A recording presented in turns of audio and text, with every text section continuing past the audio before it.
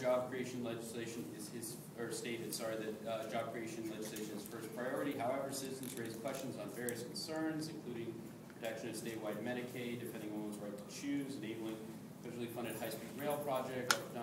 Representative Tobia remarked that a question on taxation of marijuana was irrelevant. And I did, because I don't think we should be taxing, because I don't think it should be in the state, but that's another story. My question is, why are both representatives dictating the town hall agenda? We don't censor these, as you see. Why have you come to these town hall meetings unprepared to listen to the priorities as dictated, that's a good word there, dictated, by your constituents, or words to disparage them, disparage them as being unimportant?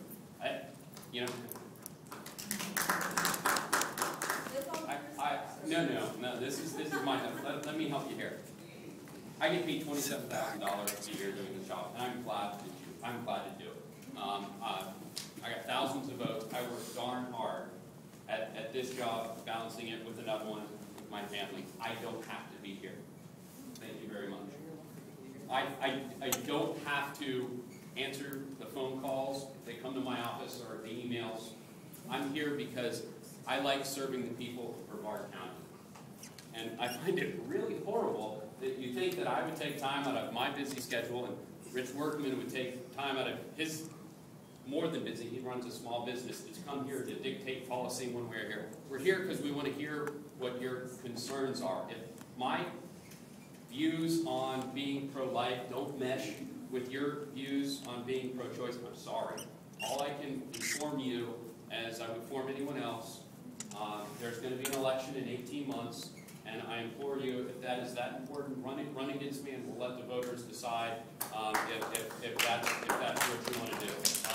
But I am proud to be pro-life, and I love to hear your concerns. It's very important to me. I'm not going to change. I've been consistent for 33 years. I will be consistent for another 33 years. I don't think we should be killing babies. Okay? That being said, for family. Next one is Mr. Workman and Mr. Tobia. Will you support the goals of Amendments 5 and 6, known as fair districts, to the Florida Constitution, which were approved by 63% of the voters last November, or will you join the state officials attempting to thwart the will of the Florida voters and continue to the gerrymandering? John, what is that? We will operate in a transparent, like we said earlier, open, and lawful process. Rich and I both supported the opposite of what went through, but that being said, 63% of Floridians were on the other side. We will work extremely diligently to, as we're mandated, to draw the lines this upcoming, or not this legislative session, but the one following. We've gone to unprecedented steps to this level. The exact same technology and software that we will be using to draw the lines, you will have access to that exact same data. It's going to be up here very, very, very shortly. We got the numbers from the federal government via the census a little bit late. That'll be melded in. I will, and I know Rich will be, as soon as we have it, we will be sending you links to this software that will allow you to draw the 120 districts, House districts and 40 Senate districts, and submit it to us. It all becomes public record, and you can have the exact same data that we have when we draw these lines. There's going to be over 20 meetings by the Senate, and the House has made a strong commitment to one-up them by just a little bit. I'm sure one will be in Brevard County, where we will hear from the constituents about exactly how they would like these districts to be drawn. This will be, and there's going to be working groups all throughout the state of concerned citizens. Probably many of you in this room. John and I will put together some of those groups ourselves, and we'll work it out. At the end of the day, 5 and 6 are 5 and 6, and it is currently the law of the land. Yes, ma'am. How are we going to find out about it? As soon, find out about the website. It will be well published, but if you came here and you gave us your email address, you're going to get it. Every Republican, Democrat, Independent, anyone that's on my mailing list will be, as soon as it, and it's in a beta right now only because we have 10 years ago's data, and you literally can draw the lines exactly, and it'll tell you how many Republicans and Democrats. as much as we're getting kind of beat up for not liking 5 or 6, you will love this software. I mean, you're going to look on your computer screen at the same exact software that we use to draw lines, that we've used to gerrymander over the years. You will get to do that same thing. I think it was a brilliant stroke. I think it's, because everything always appears in Tallahassee like it's in the back room, the smoky room. This blows out of the water. Now, when you see the districts, if you say, well, wait a minute, I do them better than that, then you really can say that. You know, I mean, it's really cool. I'm really happy that they put up the money and got this, because there's several of you that are going to really be on there, and it's good, and you should do that. And when you hit submit, we have to. It's going to be public record. We have to consider what you said. So it's really, of all the things that came out of 5 and 6, that's the coolest one for sure. Yes, sir. My only concern or criticism, however you want to name it, Sure. is that it's the legislature's responsibility to come up with a fair redistricting plan. Right. And I don't want to see the legislature dispersing the responsibility to dozens and dozens of groups in the state and saying, It's illegal. we did the best we could, but we tried to It's illegal. satisfy all of it. Look at that as an electronic town hall. That's all that is. Getting input from the constituents. That's all. We can't give you the authority to draw these lines, but we can give you the authority to have input, and that's exactly what we're doing. Nope. You can be on it. You can make it a full-time job, and you can draw just my district or just John's, depending where you live, or you can go through it.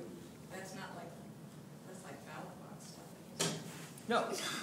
As long as you meet the requirements, the one person, one vote, and contiguous districts, and you meet the outlines of 5 and 6, it's a valid submit. Her question was, if I do the same one over and over again, there's not going to be some poll at the end that says, well, 1,700 people like this plan. It won't be that way. Simply, we'll have to answer to why we didn't listen to those plans. You see what I'm saying? It gives you actually more ammo at the end of the day. If District 30 ends up looking really bad, you don't like it, and you bring up, I do it better than Workman, we have to justify why we would have ignored your good plan and went with my bad plan. Follow? So it's, trust me, Looking forward. you should that's going to be a lot of fun for you guys. Be excited about that. John, you're next. Okay. Taking away the rights of women is a concern of more of your constituents than you realize. If you do take away rights. This is not illiteracy, by the way. It's handwriting, so it's difficult. How will that protect my liberties? How will that help keep taxes down? How will that strengthen my family? How many jobs will you give to Floridians by taking away? I'm sorry. I've been up in Tallahassee 2 years. I'm not sure that I've taken away rights from any women. If I have, it's been completely, utterly, and totally accidental. Well, My rights is. If we're talking about abortion, I've given rights to babies, but I have not taken rights away Requiring a from. woman to go have an ultrasound before she can make her legal choice. And it's still a legal law that she has the right to choose. So if you put a mandate saying that, and I think it was you that one time said at a town hall meeting that you wanted her to hear the heartbeat. Now, I actually, as a First Amendment and as your constituent, applaud you for having your right. And I would never do anything to take your right or your feelings away from you. However, please give me the time or the respect to have my right and the rights of women that seek to feel. And it's definitely an issue that upsets people. But nobody's putting a gun to anybody's head to have a legal procedure. Yeah, and And you know what? It's the law of the land, and 80% of women right now, before they have an abortion, have an ultrasound. 85%. And that should be at their choice. It's actually not. No. Not by the No. state. Let him finish, lady. I'm sorry. It was my question. I'm sorry, but we have, and I'm not a medical doctor. I didn't go through 4 years of medical school and 3 or 4 years residency. Pardon? It would be more than 4. But No, it's 4 years of medical school. My brother went there, trust me. If you were a little slow, it might have taken you 5, but 4 years of medical school, okay? Sometimes you do know what I'm talking about. But there are doctors on the floor. We had 2 or 3 doctors who are representatives. And we had testimony that said physicians that perform these type of services want to know, for a whole myriad of reasons, have the information accessible through an ultrasound. So there are medical reasons other than just imprinting whatever you think we're trying to imprint on these women. There are medical reasons why it makes sense to have an ultrasound before an abortion Okay, takes and I place. can appreciate that you think it makes sense. No, but why I mean, do you- like why physician. well, Let okay, me do this. Let me do this to bring in the rest of the audience, and then if you don't mind, we're going to move off that topic. And you guys can, I know I'll be seeing you in Tallahassee very soon anyway. Last year, was it last year, 09? The ultrasound bill was 09? 10? Last year, 10. Last year, the Florida legislature passed a law that was vetoed by the governor, Governor Charlie Crist, that required that before a woman could have an abortion, she had to have an ultrasound. It did not force her to look at the ultrasound or even pay attention to it, but she would have to have it. What John said a minute ago, 85%. In Florida, 85% of abortion clinics do an ultrasound prior to doing an abortion. 15% do not. However, there is nothing that says they have to show it to the lady. This bill actually said if the woman wanted to see the ultrasound, the doctor had to give it to them. It was very controversial, and we certainly understand your position on it. It was vetoed, and I don't believe it's coming back this year. We'll yap at it more in Tallahassee. We'll sit and chat. Okay, is that all right? And your issue is very important. I want to make sure. I appreciate your courtesy. Thank you. Next one. I love this one. Starts off great. Without debating the merits. Everyone should start the question that way. Without debating the merits of high-speed rail, how does Governor Scott have the authority to nullify an act of the legislature? I believe you're speaking of high-speed rail. It's debatable. Sometimes the power of the commander-in-chief or the governor comes by just doing it. And there's many folks in Tallahassee that believe he overstepped his bounds and doesn't have the right to reject the federal dollars.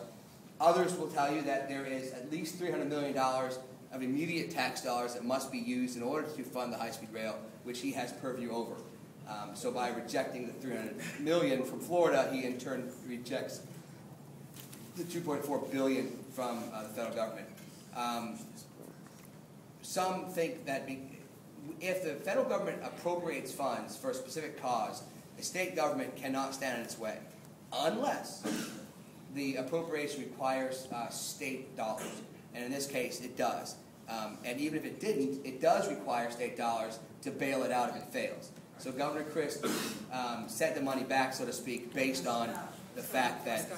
What did I say? Did I really? Flashback.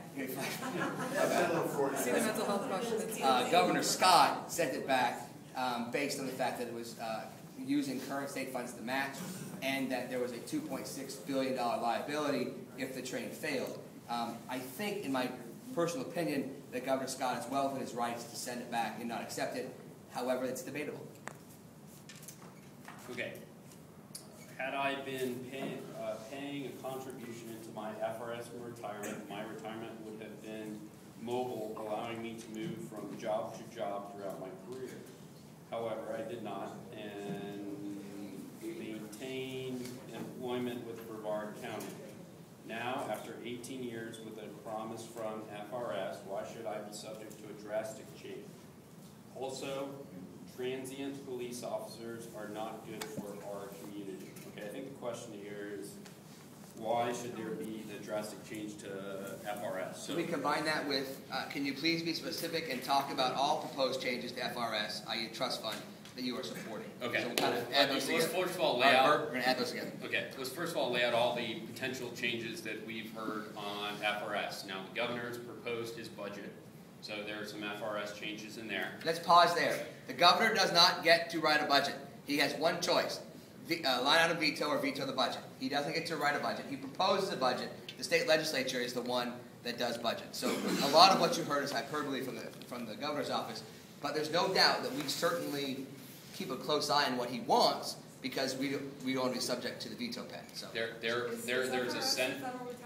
Florida. You were Sorry. right there. Florida retirement. The Senate Teachers are on it. Senate has a working bill right now, even though